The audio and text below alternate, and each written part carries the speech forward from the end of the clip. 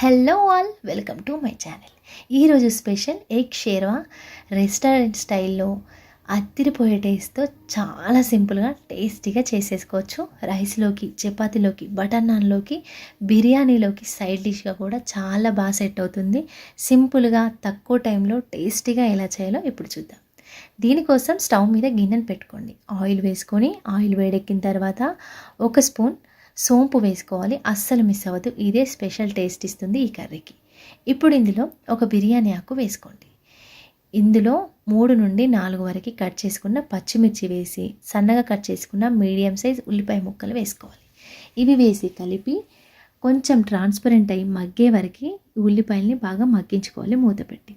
ఇవి మగ్గేలోపు మనం గ్రేవీ కోసం ఇక్కడ నేను ఎండు కొబ్బరి తీసుకున్నాను. పచ్చి కొబ్బరిని తీసుకోవచ్చు. ఒక గుప్పెడు కొబ్బరి, నానబెట్టిన 4 నుండి 5 వరకు జీడిపప్పులు వేసుకోండి. ఇందులో స్పైసెస్ 3 ఇలాచి, 4-5 లవంగాలు, ఇంచు దాల్చిన చెక్క వేసుకోవాలి. అలాగే గుప్పెడు కొత్తిమీర వేసుకొని మెత్తని పేస్ట్లా చేసి పక్కన పెట్టుకోండి. అదేవిధంగా ఒక మీడియం సైజు టమాటాని కూడా కట్ చేసి వేసి మంచిగా ఫైన్ పేస్ట్లా చేసి పక్కన పెట్టుకోండి.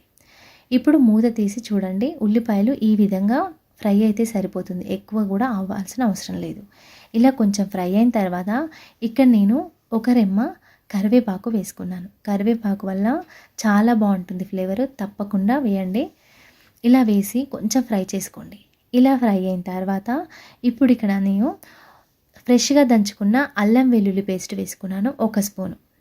ఇలా అల్లం వెల్లుల్లి పేస్ట్ వేసి మంట లో ఫ్లేమ్లో పెట్టుకొని మంచిగా ఫ్రై చేసుకోవాలి. ఈ పచ్చివాసన పోయే వరకు ఫ్రై చేసుకుంటే సరిపోతుంది. ఇప్పుడు ఇందులో మనం ముందుగా గ్రైండ్ చేసి పెట్టుకున్న టమాటా పేస్ట్ని వేసుకోండి.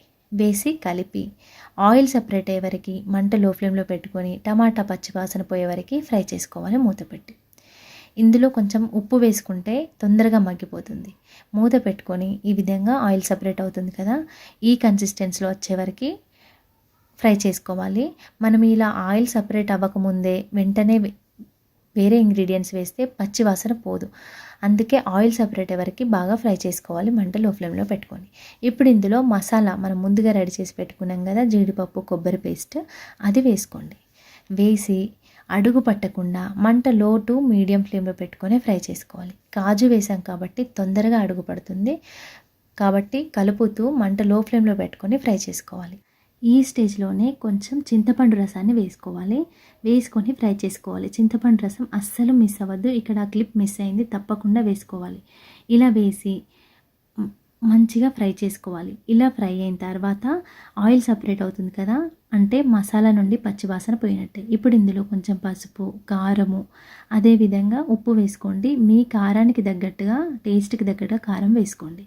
వేసి మంట లో ఫ్లేమ్లో పెట్టుకొని బాగా ఫ్రై చేసుకోవాలి. కారం, ఉప్పుని మంట లో ఫ్లేమ్లోనే పెట్టుకోవాలి, లేదంటే కారం మాడిపోయి టేస్ట్ అంతా చేంజ్ అవుతుంది. ఇక్కడే మీ కన్సిస్టెన్సీ తగ్గట్టుగా వాటర్ కూడా యాడ్ చేసుకోవాలి.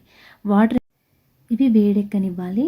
వాటర్ వేడెక్కిన తర్వాత ఇందులో మనం ముందుగా ఉడికించి ఘాట్లు పెట్టుకున్నాం కోడిగుడ్లను వేసుకోవాలి. కోడిగుడ్లను వేసి కలిపి ఈ గ్రేవీ టేస్ట్ అంతా ఎగ్గుకు పట్టేలాగా మంట మీడియం టు లో ఫ్లేమ్లో పెట్టుకొని మరిగించుకోవాలి. ఇలా మరిగించుకోవడం వల్ల ఎగ్ కూడా ఆ మసాలా పట్టి ఎగ్ టేస్ట్ చాలా బాగుంటుంది. ఇలా నురుగుపోయి ఆయిల్ సపరేట్ అయ్యే వరకు మరిగించుకోవాలి మూత పెట్టుకొని.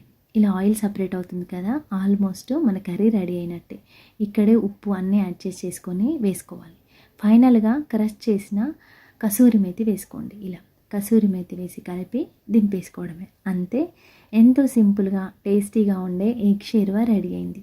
మీకు ఈ రెసిపీ నచ్చిందా? నచ్చితే తప్పకుండా ట్రై చేయండి. మీకు ఎలా వచ్చిందో నాకు కామెంట్ సెక్షన్లో చెప్పండి. మరిన్ని టేస్టీ అండ్ హెల్దీ రెసిపీస్ కోసం ఛానల్ని సబ్స్క్రైబ్ చేసుకోండి. Thank you for watching.